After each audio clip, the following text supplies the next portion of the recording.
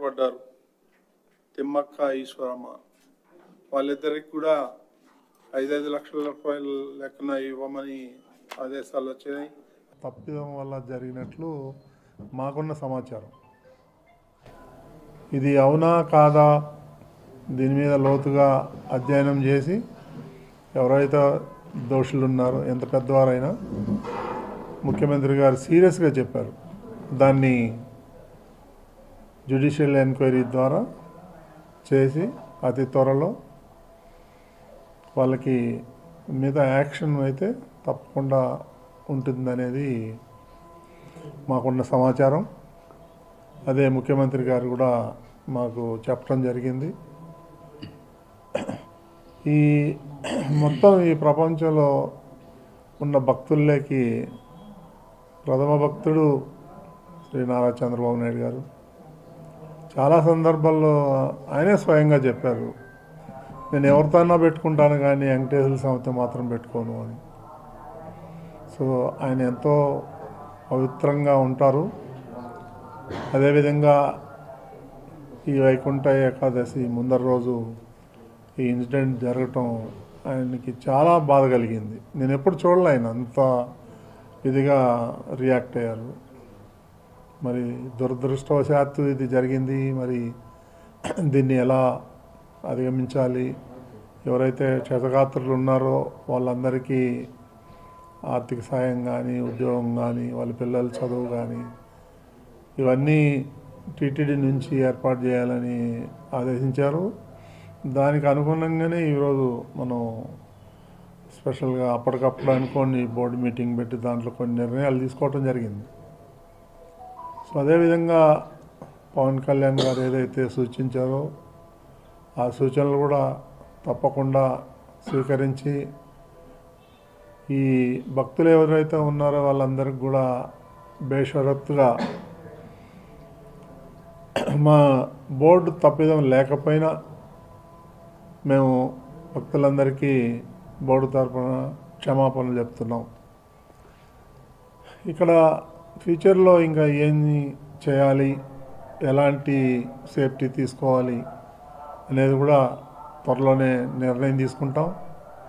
ఇక మీదట ప్రతి విషయంలోనూ కూడా బోర్డు సభ్యులు ఇన్వాల్వ్ అవ్వాలని అనుకుంటున్నాం. ఆ ఇన్వాల్వ్ అయ్యి ఇలాంటి బ్యాడ్ ఇన్సిడెంట్ జరగకుండా చూడాలనేది మా ఉద్దేశం. ఆ విధంగా మేము ప్రయాణిస్తాం. ఇక మీదట ఎట్లాంటి అవకతవకలు కానీ ఇలాంటి ఇన్సిడెంట్లు కానీ జరగకుండా మేము పర్యవేక్షణ చేస్తాం.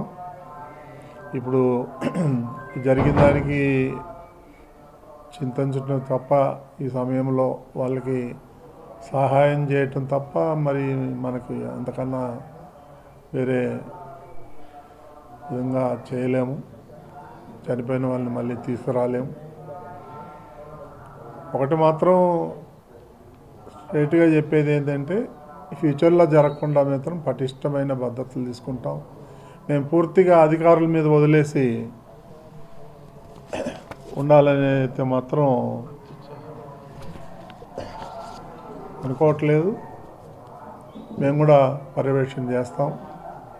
అదే కొంతమంది అధికారులు అత్యుత్సాహం, మేమేదో చేసేస్తాం అని వాళ్ళ నెగ్లిజెన్సీ వల్ల జరిగిన ఇన్సిడెంట్ ఇది. వాళ్ళు కూడా కావాలని చేశారని మేము అంటలేము. వాళ్ళ యొక్క నిర్లక్ష్యం వల్ల జరిగిన సంఘటన ఇది. సో దానికి ఎంతో మేమంతా కూడా బోర్డు తరఫున క్షమాపణలు చెప్తూ చింతిస్తున్నాం. ఇక ఫ్యూచర్లో జరగకుండా దీన్ని తిరుమల యొక్క పవిత్రతని కాపాడాలని మేమంతా బోర్డు సభ్యులు అందరూ నిర్ణయం తీసుకున్నాం. సార్, అధికారులు కూడా క్షమాపణ చెప్పాలని చెప్పి పవన్ కళ్యాణ్ కోరారు. బోర్డు తరఫున క్షమాపణ చెప్పారు. అధికారులు అయితే దానికి దాట వేసే పరిస్థితి. నేను ఎలా వాళ్ళ విచక్షణకే వదిలేయాలి. మనం వెళ్ళి క్షమాపణ చెప్పని మనం చెప్పలేము. వాళ్ళ అంతరాత్మకు తెలియాలి వాళ్ళు చేసిన తప్పు. వాళ్ళే చెప్పాలా. మీరు చెప్పండి అని మనం చెప్పలేము. ఇంకేమైనా ఉన్నాయండి? మాట్లాడు. చైర్మన్ గారు మాట్లాడారు. ఇంకెవరు మాట్లాడారు? సాయిరా ఒక్క నిమిషం అండి మాట్లాడు. ప్రజల కోరిక మీరు మాట్లాడి ఇంకా మాట్లాడుకోండి. వద్దా? ఓకే.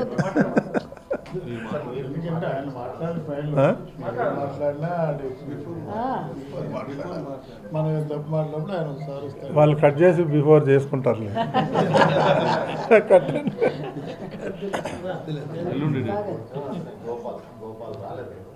మళ్ళీ ఎల్లుండి కలుద్దామండి. ఎల్లుండి కలిసినాక ఇంకా కొన్ని విషయాలు చెప్తాం. ఓకేనా? Okay, thank you. అంటే ఈ 13 నుంచి టోకెన్ల జారీ ఉంది కదా, దానికి సంబంధించి కూడా ఏమన్నా ఇందాక బోర్డులో చర్చించారా? ఎలాంటి నిర్ణయం తీసుకున్నారు? ఇప్పుడు ఆ 1-2 చోట్ల తప్ప ఇంకెక్కడ కూడా ఇన్సిడెంట్ జరగలేదు. ఇప్పుడు ప్రశాంతంగానే జరుగుతుంది. సో ఈ ఇన్సిడెంట్ని దృష్టిలో పెట్టుకొని పటిష్టమైన భద్రతల ఏర్పాట్లు చేయాలని ఆల్రెడీ ముఖ్యమంత్రి గారు కూడా ఆదేశించారు. ఇక మీదట అంత ప్రాబ్లం ఉండదు. అట్లాగా సార్, ఫస్ట్ మొన్న ఇష్యూ చేసినప్పుడు బోర్డు మెంబర్స్ ఇన్వాల్వ్మెంట్ లేదు కదా, మరి రేపు నుంచి దాంట్లో బోర్డు మెంబర్స్ ఏమైనా ఒక కమిటీగా ఏర్పడి వాటిని పర్యవేక్షిస్తారా, లేదంటే మీరు బాధ్యత తీసుకుంటారా, అలాంటిది ఏమైనా జరుగుతుందా లేదా? మేము పర్యవేక్షణ అయితే చేస్తాం తప్పకుండా. బాధ్యత అనేది ఏముంటుంది దీంట్లో, మాకున్న లిమిట్స్లో మేము మీరు అన్నట్టుగా పర్యవేక్షణ చేసి ఏదైనా లోపాలు ఉంటే దాన్ని సరిచేద్దాం. ఏం లేదు సార్, పోలీసు టీటీడీ ఆఫీసర్స్కి కోఆర్డినేషన్ లేదు కాబట్టి బోర్డు ఇంట్రెస్ట్తో ఏదైనా సభ్యులు మేము ఇప్పుడు ఇదే ఇన్వాల్వ్ అవుతున్నాము. ఇప్పుడు ఇన్వాల్వ్ అయ్యి అందరిని అధికారులు పిలిచి రేపు మళ్ళీ మీటింగ్ పెడతాను. పెట్టి అధికారులందరూ ఆదేశిస్తాం. మేము కూడా పర్యవేక్షణ చేస్తాం. ఈ ఇన్సిడెంట్ జరిగే ముందు కూడా పనబాక లక్ష్మి గారు కొన్ని సెంటర్లో తిరిగారు, నేను తిరిగాను. ఇప్పుడు ఈ మిగిలిన సభ్యులందరూ కూడా ఆ సెంటర్లకు వెళ్ళి విజిట్ చేయడం జరుగుతుంది. సార్ ఇంతకుముందు మాట్లాడుతూ మీరు చెప్పినట్టు బోర్డే సుప్రీం అన్నారు సార్. బోర్డు తీసుకున్న నిర్ణయాలని అధికారులు ఇంప్లిమెంట్ చేయాలి. కానీ ఇప్పుడు ఇక్కడ చూస్తా ఉంటే అధికారులు తీసుకున్న నిర్ణయాలు మీరు శిరసావహించేటటువంటి పరిస్థితుంది. దీన్ని ఎట్లా చూస్తారు సార్? రాబోయే రోజుల్లో దీన్ని ఎలా మార్పులు చేస్తారు? ముఖ్యమంత్రి గారు క్లియర్గా ఆదేశం చేశారండి, బోర్డు ఈజ్ ది సుప్రీం అని. గతంలో ఏం జరిగిందనేది మనకి ఇప్పుడు అప్రస్తుతం. రాబోయే రోజుల్లో బోర్డు నిర్ణయాలని అధికారులు దాన్ని అమలు చేయాలి. క్లియర్గా సీఎం గారు ఇన్స్ట్రక్షన్ ఇచ్చారు ఆఫీసర్లు అందరి ముందర.